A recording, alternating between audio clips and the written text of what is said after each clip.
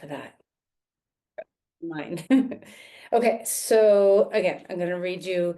I can't pronounce his name very well. Reverend Jacamath Carrera. I think that's how you pronounce it, but this is my favorite translation of the sutras inside the Yoga Sutras. And this is Sutra 1.33. So get comfy. This is going to take me a couple minutes to read this because it's the sutra, which I will not try to butcher in Sanskrit, but his translation of it and then his commentary on it. So Sutra 1.33. By cultivating attitudes of friendliness toward the happy, compassion for the unhappy, delight in the virtuous, and equanimity toward the non-virtuous, the mind stuff retains its undisturbed calmness. This sutra demonstrates how the mind can retain its peace in any situation. It has been referred to as the four locks and the four keys by Sri Swami Satchitananda. Sri Patanjali divides interactions into four categories. These are the locks, the puzzles or challenges we face daily. The keys that are applied to these situations or locks help the mind retain undisturbed calmness. The locks and keys are not prescriptions for specific actions. We are not told what to do, but how to be, how to cultivate attitudes that ensure that the instrument of perception, the mind, is in the best condition to make the proper assessments and choices. So lock number 1, happiness. And the key is friendliness. We might think it is natural to be friendly towards someone who is happy, but unfortunately, this is not always true. There are times when another's happiness or success reminds us of our failures or our unfulfilled desires. Though we may not become overly angry or depressed, our well-wishing could be mixed with envy or jealousy. For example, this might happen if a friend receives the promotion we hoped for. Our good thoughts might be diminished by regret or envy. Sri Patanjali recommends cultivating friendliness toward the happy as the key to undisturbed calmness. We should make friends with happiness, get to know it, give it proper attention and respect. If we dwell on happiness, looking for it like a miner's eye seeks gold, we will cultivate it in our own lives. Lock number 2, unhappiness. And the key is compassion. Sometimes the unhappiness of others feels like a burden. We may become impatient, wondering how our brother can make the same mistake over and over again. Perhaps we think he should just get over his grief and get on with life. There are times when the suffering of others can make us uneasy or frightened in our own discomfort, and we turn away from them. Instead, whenever we see unhappiness, we should use the compassion key.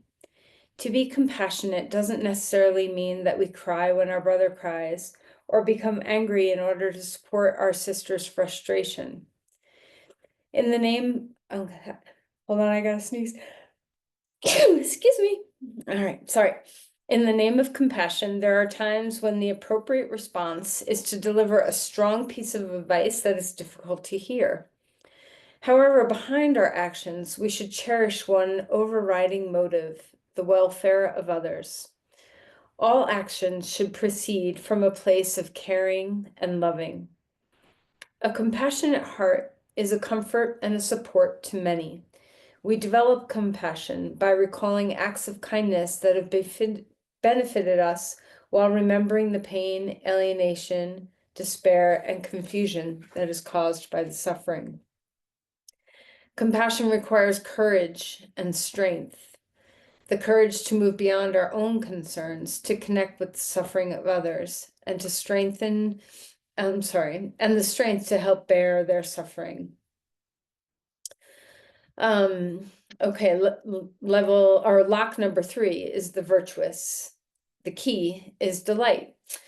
Virtues are moral traits such as patience, courage, reliability, that bring benefit to others and harm to no one. They are signs of spiritual maturity and serve as reliable compasses with which we can navigate the uncertainties of life's choices. Virtues can be developed through study and contemplation, or as this sutra suggests, through recognizing their presence in others. In other words, we should cultivate the habit of celebrating virtues wherever we recognize them. The more we rejoice in them, the sooner they will be ours. This practice is especially useful in encounters with people who make us uncomfortable or whom we do not like. Everyone has at least some virtues.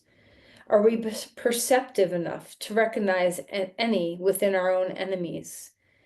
We might find that that behavior we once understood as obnoxious might reveal perseverance. What once regarded as pushy now gives us a glimmer into the benefits of firm convictions. And finally, lock 4, non-virtuous, and the key is equanimity. Upeksha, translated as equanimity, comes from upa, which means to go near or toward, and iksha, to look at or on. In the context of this sutra, we can understand it as the ability to clearly perceive the nature of the non-virtuous act through the close and unbiased examination. Sad to say, we all too often witness or are victims of injustices. This sutra is not promoting aloofness or praising an uncaring attitude. Even though anger often feels justifiable and sometimes seems like the best way to correct an injustice, Sri Patanjali doesn't find it an acceptable attitude for a yogi to have. Instead, we are challenged to do something that may seem counterintuitive when we face a non-virtuous act: keep our equanimity. Though it's natural to feel like striking back when we are victims of someone's wrongdoing, anger causes great harm. It deprives us of peace and neutrality of mind. Our bodies become shaky and disturbed, and anger weakens us physically. Anger destroys reason and stifles creativity. The loss of reason and creativity means that better approaches to resolving conflicts are often missed. Every act of anger predisposes us to further instances. Repeated actions create habits, and habits continued form character. We are in danger of becoming bitter people. Even if it brings benefit to others, our anger hurts us first. While anger sometimes motivates people to correct an injustice, there is a state of mind better suited for dealing with the non-virtuous. The mind possessed of equanimity is in the best position to find solutions. It is strong, clear, and free of bias. We don't need anger to motivate us to do what is right. We can act from higher motives, compassion, the clear knowledge of what is right, and the strong wish to bring about harmony. With clarity of mind, we will understand the wicked act and its implications, increasing the chance of finding creative and effective solutions. This brings us to a related topic: how, when, and whether we should attempt to correct another who is engaged in non-virtuous actions. There are occasions when taking corrective action is not the best course. It could even be counterproductive. For example, someone you care for may not be ready to hear your helpful advice concerning some careless habit. They may react in anger to your suggestions and then hold a grudge, making it even harder for you to serve them in the future. Although you may be able to point out your concern gently and tactfully and mention your availability to serve them, sometimes the most beneficial and compassionate act is to allow them to face the consequences of their actions. There are also times when you simply have to wait until the one you care for demonstrates readiness to change by approaching you or someone else over the matter. Finally, it is interesting to note one result of practicing this key. It opens the door to compassion for the unhappy. We realize that non-virtuous acts are based on misdirected attempts to find fulfillment. In studying the locks and keys, we should remember to apply them to ourselves. We need to cultivate friendliness toward our own happiness. This is one instance in life when a little indulgence is good, especially when our happiness has its roots in spiritual acts or values. Loving compassion for our own sorrow. Be kind to yourself. Joy when we manifest virtues. Strength, patience, and equanimity when working to eliminate our weaknesses. Forgiveness plays an important role with this. And then it goes on to the next sutra. Interestingly, that the very next sutra is one we work with all the time. I'll just read it very briefly. That the calm is retained by the controlled exhalation or retention of the breath. So, what we now know is the parasympathetic nervous system rising up. The yogis knew 2000 years ago just from lived experience. So I know that was a lot of reading. Thank you for, bearing with me. But I wanted to read it not just to expound on what I spoke of yesterday, but to also give you like kind of a sense of what it's like to read the Yoga Sutra and its commentary with someone who really tries to bring it home to personal experience and not just living in this kind of esoteric realm of what we can perceive as unattainable. A lot of the spiritual searchings in the sutra seem hard to get to, and that I feel like he really brings it down to, okay, here's a tangible example of how you can put this into practice. So yeah, I recommend his book. Okay, so as we come to our practice now, let's think about those 4 locks and those 4 keys.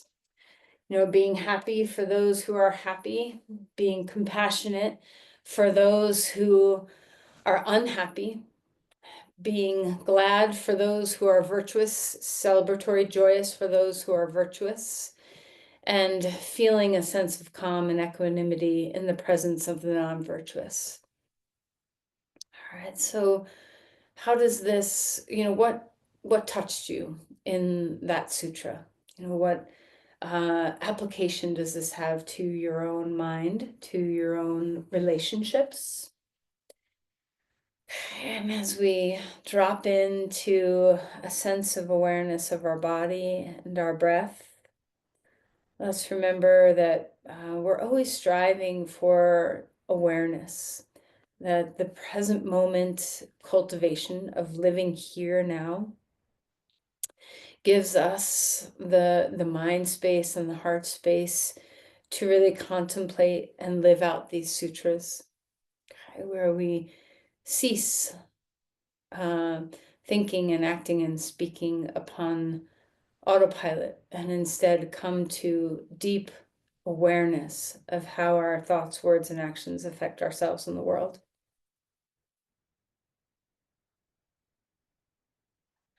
So practice that sense of grounding and presence. It is the milieu in which this awareness grows. Notice your breathing.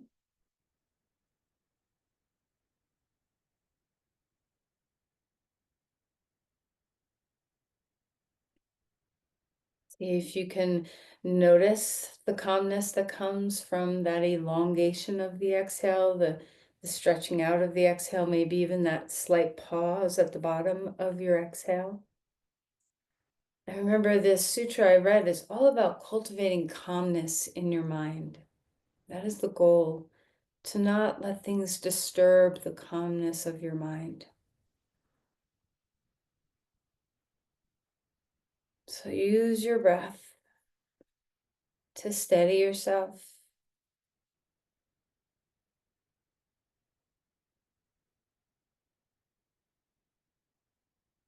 As we bring our hands together at our heart, maybe you can think of an intention. Did one of these sutras kind of land, or not one of the sutras, but one of the locks and keys land within you as something that you'd like to cultivate more of? Okay, so just sense into that for a moment. And maybe that can be a part of your intention that you build today.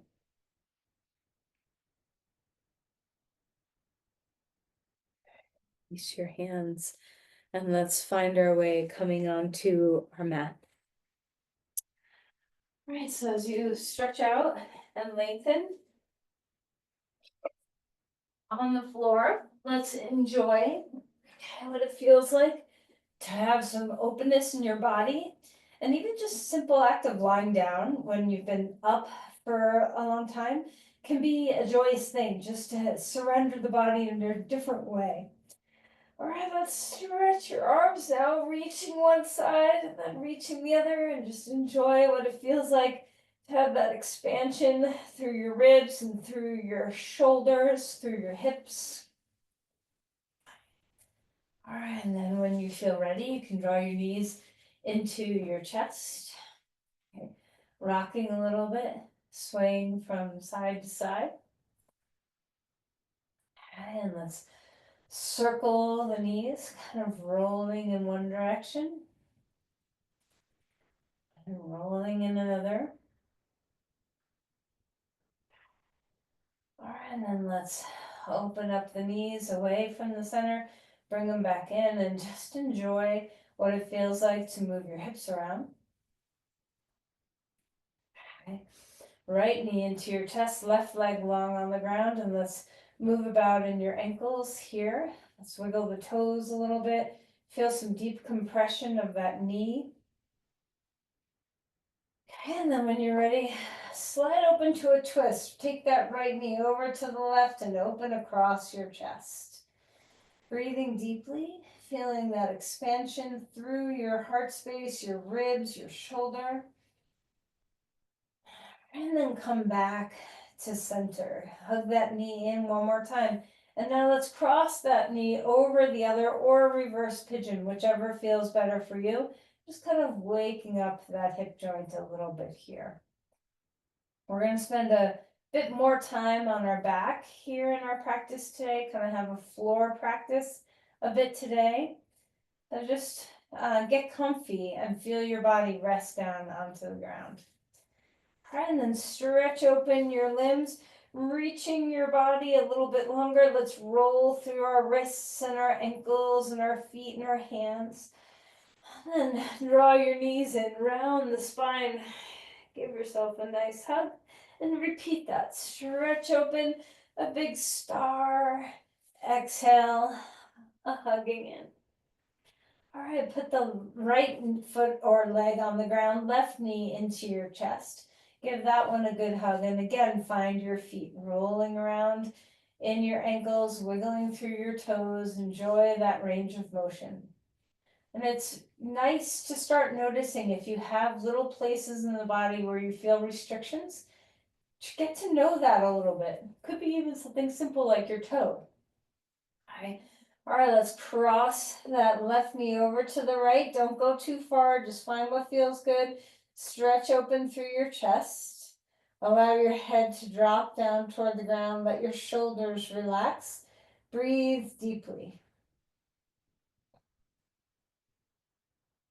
All right, so open up into your heart space. Stretch through your shoulder. And then come back to center. And let's put your left leg over your right leg. Draw your knees in toward your chest. Hold wherever you want to. You can hold your knees or your shins. Maybe a little stillness, maybe a little movement. See what feels good. All right, and then bring both knees into your chest. Reach your legs straight up and reach your arms overhead or down at your sides, whichever feels more stable for the core of your body. Okay, let's flex and point our toes while we're here. So you can just really look at your feet and notice if they're doing the same thing. You know, if your toes point the same or flex the same, or do you have more range of motion on one side versus the other? And then roll the ankles. Keep your core stable so your ribs are knitting down, we're nice and engaged. And then we're going to open up the legs out to the side and we're going to bring them back in. Okay, and just a few passes. So even though we're on our back, doesn't mean that it's just all relaxing. Keep those ribs knit down. Okay, kind of feeling that abduction and adduction of your hip joints. Okay, and then slowly lower your legs down toward the ground. Once they're down, reach and lengthen through your sides, and let's make the letter C with our body. So walk your legs over to the left, walk your arms, your shoulders over to the left, and then see if you can still anchor both sides of your body, your hips and your shoulders down on the ground. And stretch open here. Just feel that length through your side. And then come back to center.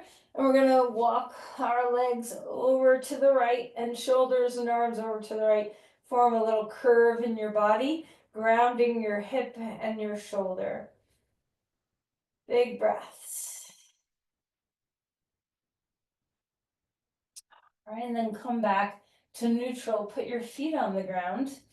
And we'll do a couple of moving bridges. So we're lifting our hips up and then lowering our arms and pelvis back down. So you can lift your arms overhead. You can also keep them down at your sides if you prefer. But we're just waking up the back of the body, feeling that grounding of the feet engage through your glutes and your hamstrings. Breathing as you go. Where do you like to inhale? Where do you like to exhale?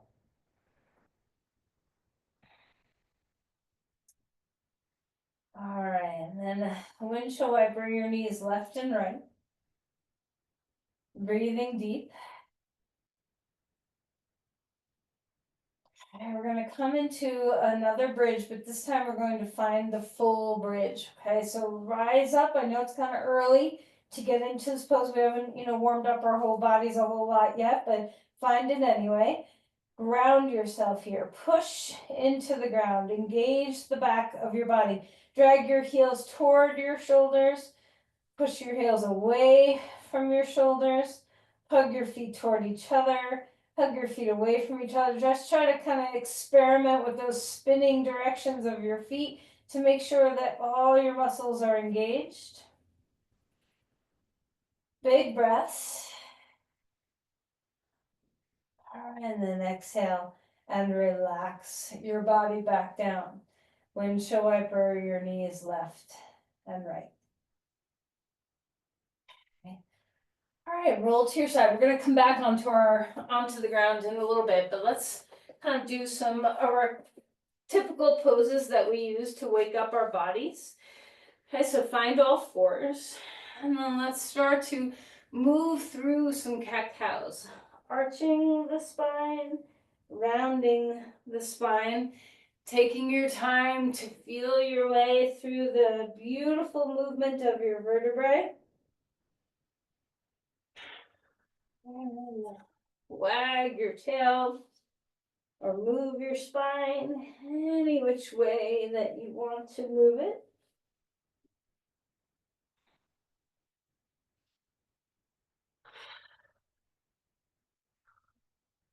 And then stretch back towards child's pose and feel how nice it is to be on the ground, to be very close to the ground.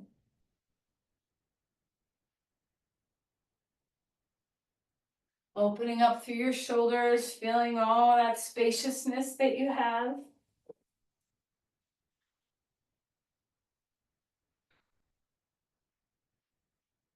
All right, and then we're going to move our arms over to one side so that we stretch and lengthen through your ribs.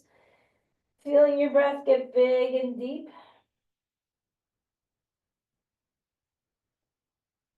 And then come back to center over to the other side. Feeling that reach of your body. Lengthen through your side ribs. Drop some weight into your pelvis. Enjoy your breath. All right, and then come back to center. Move around in your spine one more time. And then we'll find our way to a twist. So reaching one arm up in the air, exhale and slide it under, twisting through your spine, breathing, letting your head get at ease.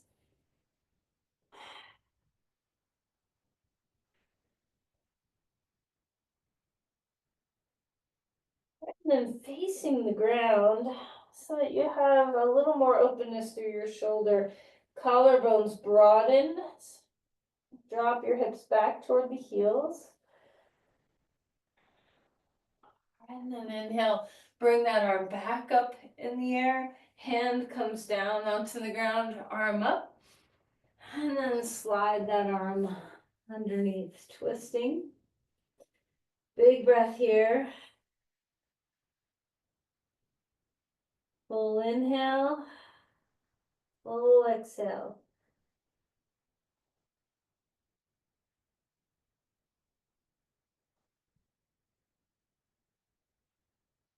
And then when you're ready, you can come out of the pose a little bit, square up your chest toward the floor, drop your hips back, stretching the outside of that shoulder well.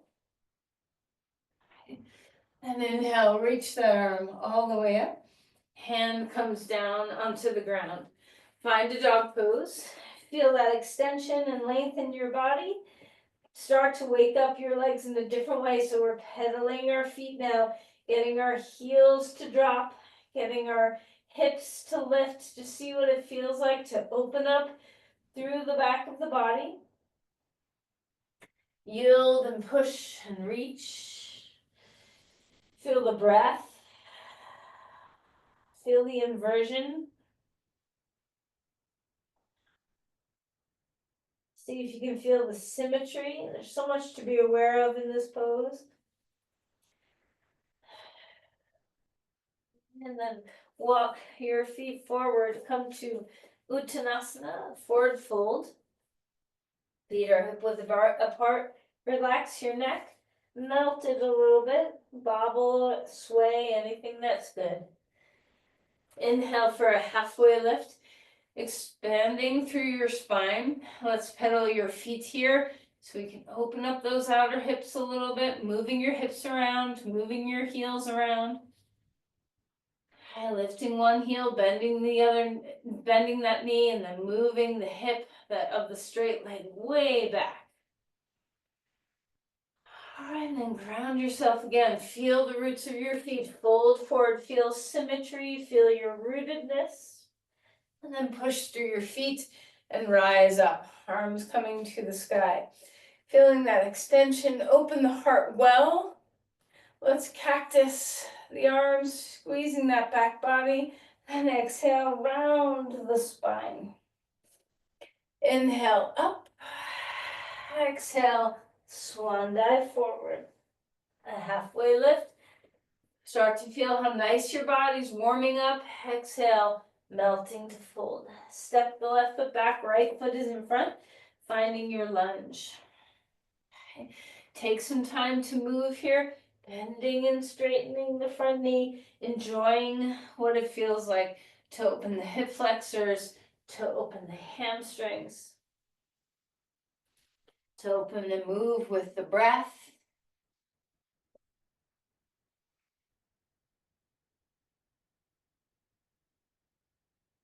Push through your feet, rise up, crescent lunge up to the sky you go. Any variation that you want to do in this pose.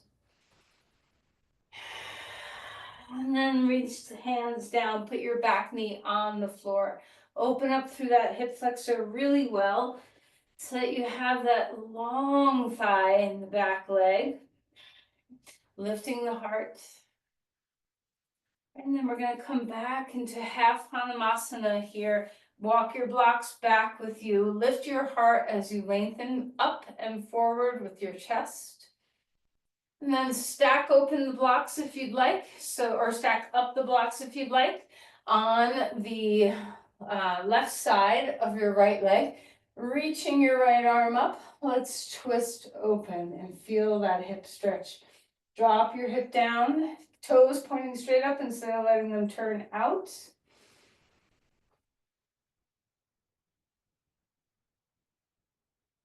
Okay. Coming back to another deep lunge. All right, place your hands down onto the ground, hands to the inside, and let your knee fall out to the side a little bit, just kind of getting into that hip as you back and forth with your knee. I'm gonna turn this right into a pigeon pose. I know that's not our usual way, but let's try it anyway. You can grab one of your blocks and stick it underneath your hip if you need a little support, or find your blanket. Reach and lengthen through your spine. And then we'll come and lower ourselves down. Okay, so make sure you have the support that you like for a pigeon pose. And just enjoy the openness of that hip. Breathing deeply, feeling the full length of your spine. We're not collapsing. You can always put a block under your head if you'd like for some support.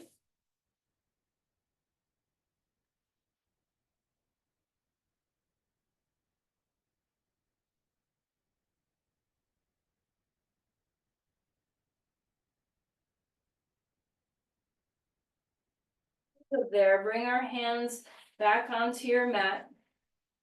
Lift that leg. You can take your time. You can come onto all fours first, or you can just reach that leg all the way up, three-legged dog, and place that foot down onto the ground. Enjoy your dog pose. Feel the heart lift. Feel the groundedness of your limbs. Sense into symmetry. Notice your awareness. We're always cultivating body awareness in our practice, body-mind awareness. And this is that, foundational practice of creating a sense of mindful presence. When we have this, we're much more likely to attune to the subtleties of our mind and how to help ourselves by using the sutras. Okay, push the ground away, find a plank, big breaths here. Shoulders away from the ears. We'll find the ground with our knees and then find it with our chest. Deep breath in, a cobra pose. Let the heart, chest open. Exhale, melting back down. Engage through the body. The legs are grounding into the earth as you rise up. Melt to fold back down. Come up onto all fours. Move your spine around. Grab some blocks under your hands and put your left foot in front. Find that deep lunge. And when you're ready, lift your back knee up off the ground. Open through your heart. And let's go back and forth here. Bending and straightening the front knee. Finding your way into your breath. Finding your way into that movement. Pay attention to the pelvis. Try to keep the hips square to each other, even though they're doing totally different things. Okay. When you find yourself in a lunge again, ground, inhale, crescent lunge. Arms coming up to the sky, feeling that open heart, breathing deeply. Any variations that you'd like. And we'll bring our hands back down. Back knee comes to the floor. Lunge deeply forward so you find those hip flexors stretching open in the back leg. Find your breath. And then we'll come back to a half Hanumasana. First, just start with your two hands on blocks. Lift your chest. Drop your hip. Flex your toes. And then maybe we'll come a little bit more upright. Bring the blocks onto the right side of your left leg. Okay, and you can take them out as far as you want them so they're nice and stable. Drop your left hip down, keep your toes pointing straight up. Reach the left arm up and around behind you for a twist. Drop your hip. Open your chest. Flex your toes. Press your shin into the ground. Breathing deeply.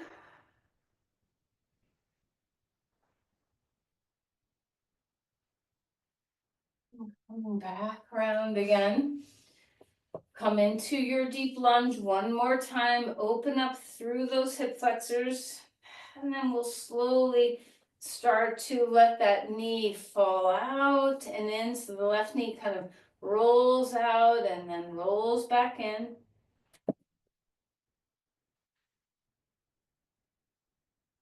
And then hopefully you have the props around for your pigeon pose. So whatever it is that you need, take it. If you like blankets versus blocks, take your props. Maybe you don't need any props. Maybe this is the bad pose for you and you're flipping over onto your back for a reverse pigeon. Whatever works for you to open up your hip, to feel that extension in your body. Okay. So our hips are square, our sit bones are wide, and we're not losing ourselves in our chest. We're lengthening and creating space. Of course, you can put your head on a block if you need.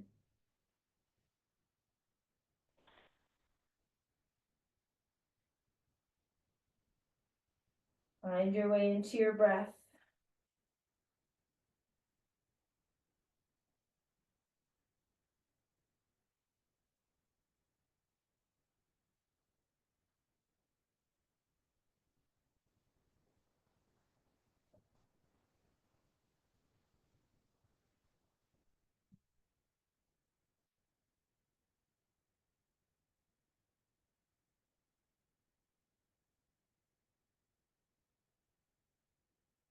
Come out of that posture. Whenever you feel ready, come up to a dog pose one more time. Feeling that full length in your body. Breathing deeply and fully. Come forward into a plank. Grounding yourself. And then we'll find the ground. Coming onto your belly. Inhale. A back bend of your choice. Could be cobra, maybe it's something different. And then melt to fold. Okay. Put your hands under your head for a moment and feel the ground. Let your body breathe here. Let your head rest on your hands. We're going to reach back for our left foot and just stretch your quads. So if this is uncomfortable, you can always lie on your side to do this. Extend your tailbone toward the back of your mat. Lift your pubic bone toward your belly button, stabilizing your pelvis, feeling all those quadricep fibers open.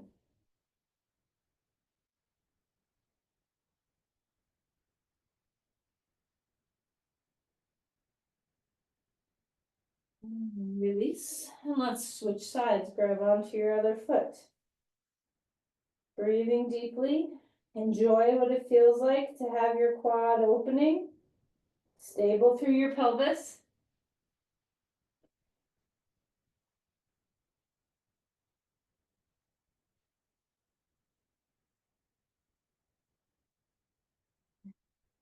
And relax.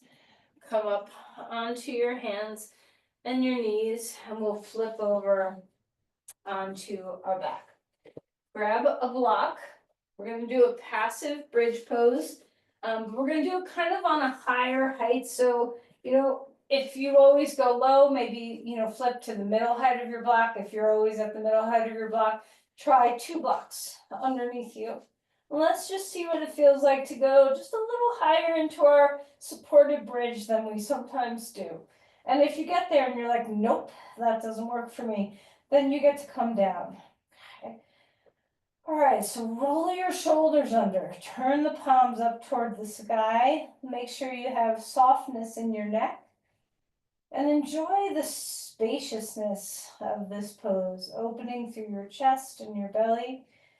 Remember yesterday, I think it was yesterday, we were doing the rib concentration of our breath kind of moving into our ribs. Let's feel that again here. Give yourself the opportunity for some big breaths.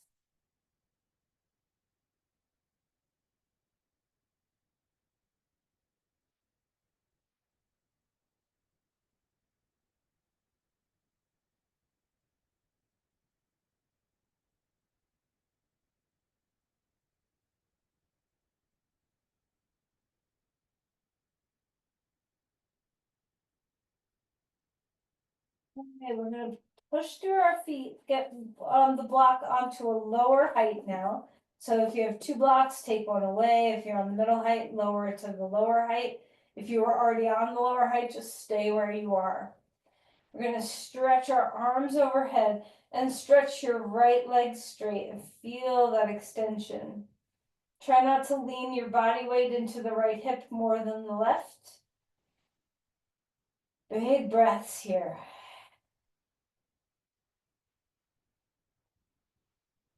So we've already stretched our hip flexors and our quads. And now just see if you can feel that kind of lengthen through the torso as well. Where your psoas is in your belly, feel it lengthen. See if you can sense into that full frontal stretch. Okay. And then bend that right knee, put your right foot on the ground, left leg stretches long. If you're comfy with your arms overhead, that's great. If not, put them by your sides. Still with a full deep breathing.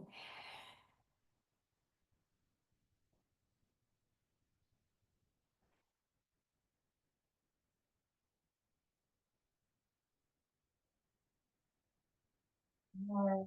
And then release that. Bring your legs straight up. So just releasing the back a little bit here. Breathing deeply. Just don't pull your knees into your chest because we have one deeper back bend to do before we just lie on the ground the rest of class. So just bring your legs up. Don't let them come near your chest just yet, even if you crave it. See if you can resist.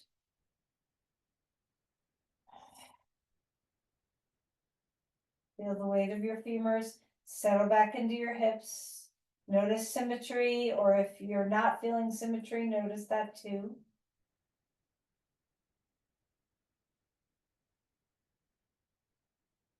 All right, feet on the ground. Just a gentle little windshield wipering left and right. We've got our front line really open, so we're just gonna do one big full back bend. We're gonna roll onto our belly. And we're gonna come into Dhanurasana, so you can grab onto your feet or use a strap, or if you don't like this back bend, you can choose a different one. Okay, knees are in line with your hips, tail descends, pubic bone lifts. Take a deep breath in, kick up into the pose, pull your feet into your hands, open your chest, keep your neck at ease. Breathing deeply. Breathing fully. Open your shoulders, open your belly, open your ribs for breath. All right, and then come down. Put your head on your hands and windshield wiper your knees.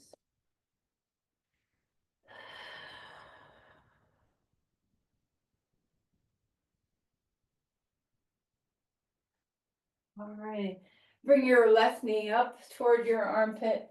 Take a look at your knee, just stretching through your back, releasing your back a little bit.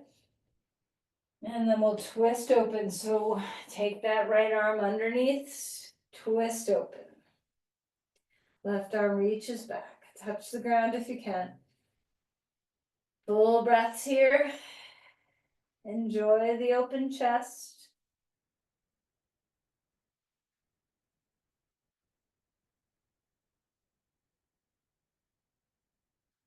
And come back to center. Let's switch sides. Left knee coming up toward your armpit. Take a moment to just release your spine in this pose.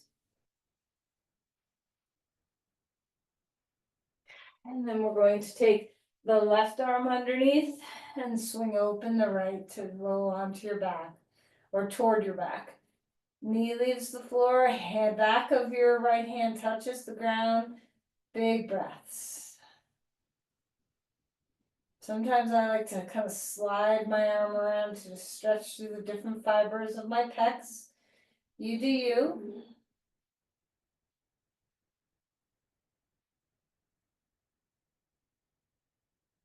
Come back around, up onto all fours, move your spine a little bit, and then find a child's pose.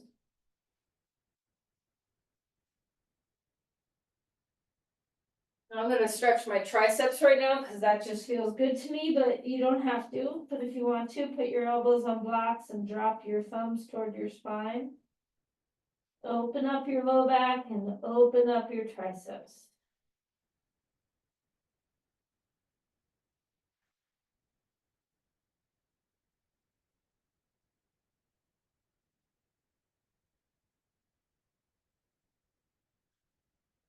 Let's come out of that child's pose and find our way to our back. You need your strap.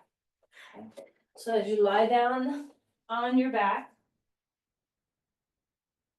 okay, right knee into your chest, left leg on the ground.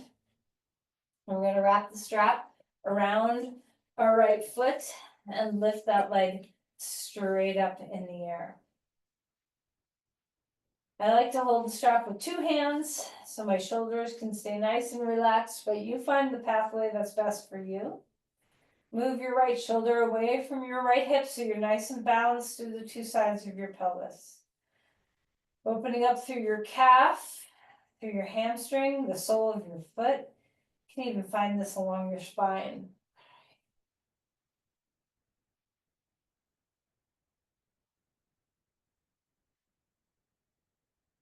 Breathe as you go. Relax your shoulders.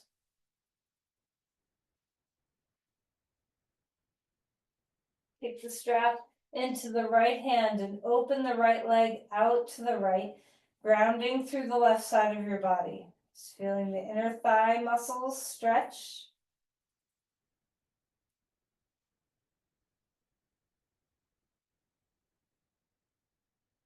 Relax your skull, rest down here.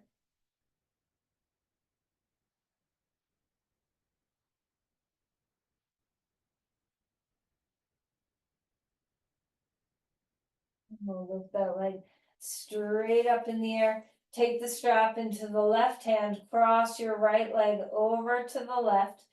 Maybe your right hand pushes your right thigh away a little bit. Just kind of find the posture. We want it to be an opening for our hamstrings, but also for our outer hip.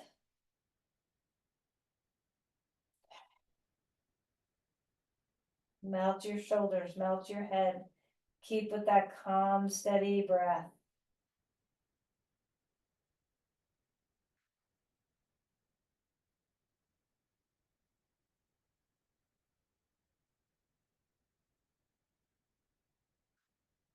That leg straight up in the air. Let's have 2 feet in the strap for a moment. Feel that length of your body. Have a little tug on the strap with your arms so you're just waiting, finding some weight. Weight your legs down. Feel the pressure of your femur bones settling into your hips. And then when you're ready, we'll take the right leg out. You can either have the leg straight or you can bend the knee and put your foot on the ground, whichever feels better for your body. We'll open up through the hamstring, the calf, the glutes, even the paraspinal muscles have some length here. Root the femur bone, rise up through your foot. Melt your head, melt your shoulders. Have enough give on the strap where your shoulders are at ease and you're not lifting them way up off the ground.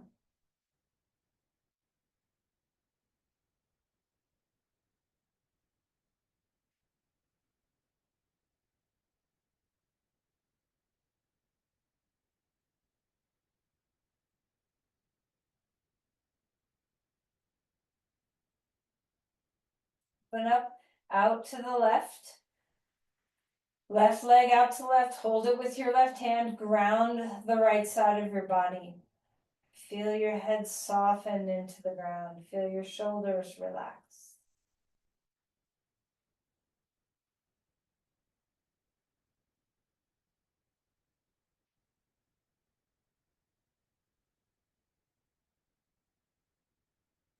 When you're ready, lift that leg up. Take the strap into the right hand, cross the left leg over to the right, feeling that extension through your glutes, your hips, your hamstrings. There's a lot going on in this pose. Stretch out through the inner foot. Maybe the left hand presses into the hip crease.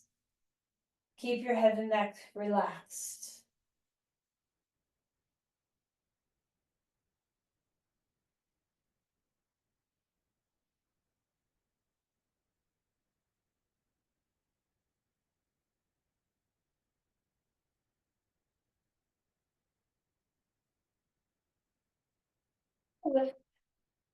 Excuse me, lift that leg straight back up again. One more time.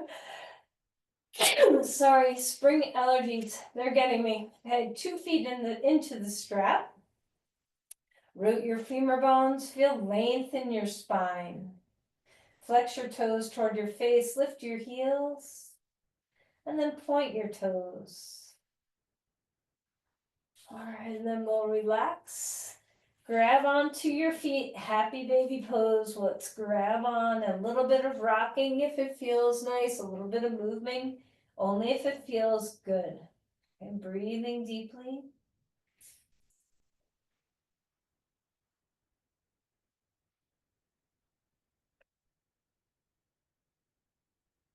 Relax.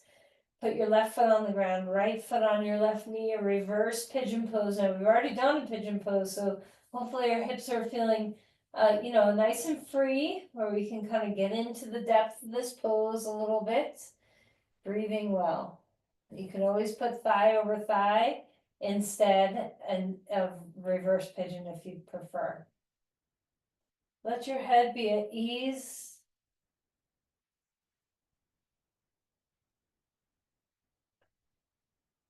And then relax your feet down. Let's switch sides. Put your left foot on your right knee. Draw your knees in toward your chest, or knee in toward your chest. Grab on behind your thigh or front of shin. Or maybe your left thigh is over your right thigh and you're doing that variation of a hip stretch instead. All right, so we're breathing here. We're opening things up.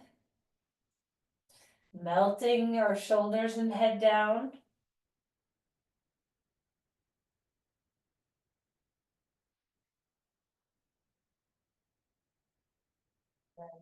Relax and put your feet on the ground. Decide if you'd like a twist, or maybe you feel nice and complete. Okay, so you can start Shavasana, but if you feel like a twist is warranted, then you can do a twist each side.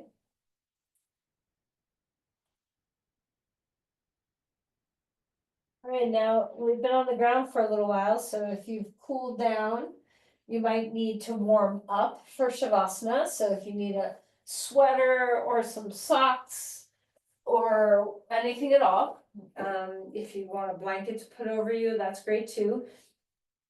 And remember your props. So if you like supporting your knees for Shavasana, then by all means grab a bolster or something to put underneath your knees. If you enjoy being flat, enjoy being flat. Okay, if you enjoy putting your calves up on a chair or a couch, that can be great too. Maybe you'd like to do leg up the wall pose for your Shavasana. So as you're ready, let's melt our body. Notice how much more present in your body, alive in your body you feel. Notice what the gifts of embodiment are.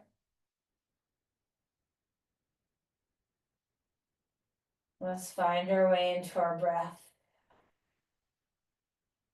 Find your way into sensing a melting quality on the floor.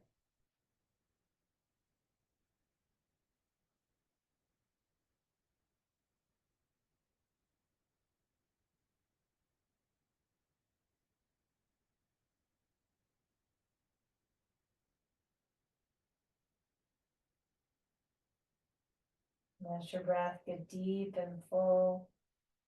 Remember that calmness of the mind comes from extending our exhales calmly and gently.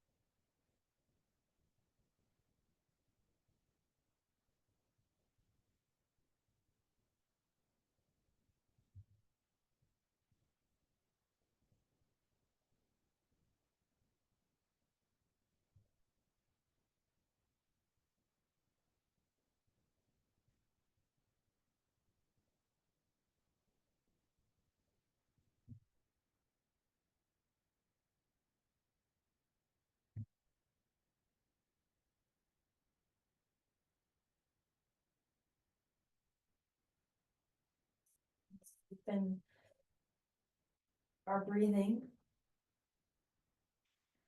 and move in any way that brings you out of Shavasana with a really good feeling.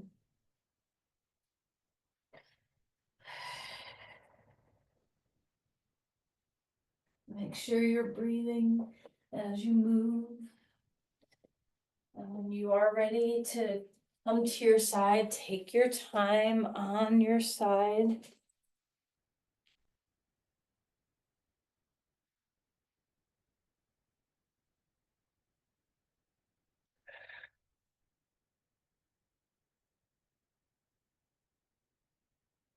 Eventually find your way up to a comfortable seat.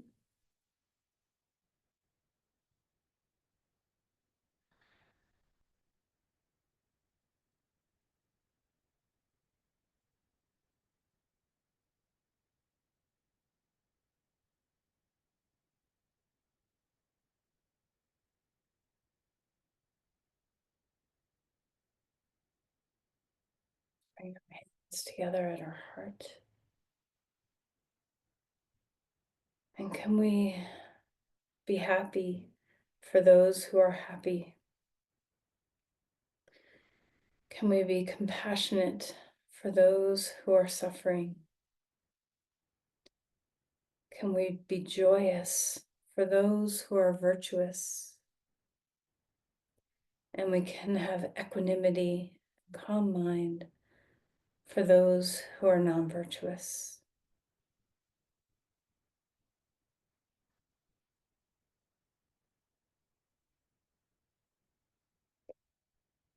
Namaste. Thank you, everyone.